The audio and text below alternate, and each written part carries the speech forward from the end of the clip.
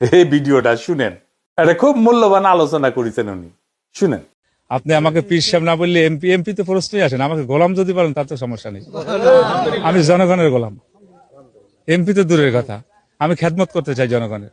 সেক্ষেত্রে অত বড় প্রশ্ন করে আমাকে আটকাবার কোনো দরকার নেই। সরিয়ে আমাকেও নিয়ন্ত্রণ করবে, একজন প্রধানমন্ত্রীকে নিয়ন্ত্রণ করবে, রাষ্ট্রপতিকে নিয়ন্ত্রণ করবে, চেয়ারম্যান, মেম্বার, সাধারণ জনগণ পর্যন্ত তাদেরকে নিয়ন্ত্রণ করবে।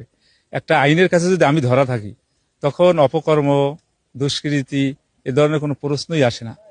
আর বর্তমানে আমরা দেখছি, যদিও বলা হয় আইনের কাছে আমরা ধরা, কিন্তু আইন কিন্তু যারা ক্ষমতার মস্তদে তারা আইনকে নিয়ন্ত্রণ করে। এই জন্য কিন্তু দুর্নীতি এটা জিরো টলারেন্স নিয়ে যেতে পারতেছে না। আর ক্ষমতা এটা একটা আসলে আগুনের পোশাক, এটা একটা মারাত্মক জিনিস। জান্নাত এবং জাহান্নামের মাঝে, জাহান্নামের কিনারায় দাঁড়ানো।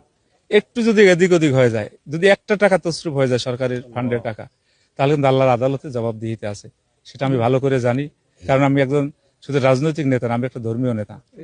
আমার ধর্মই আগে, এরপরে জনসেবা। জনসেবাই এই ধর্মের অন্তর্ভুক্ত।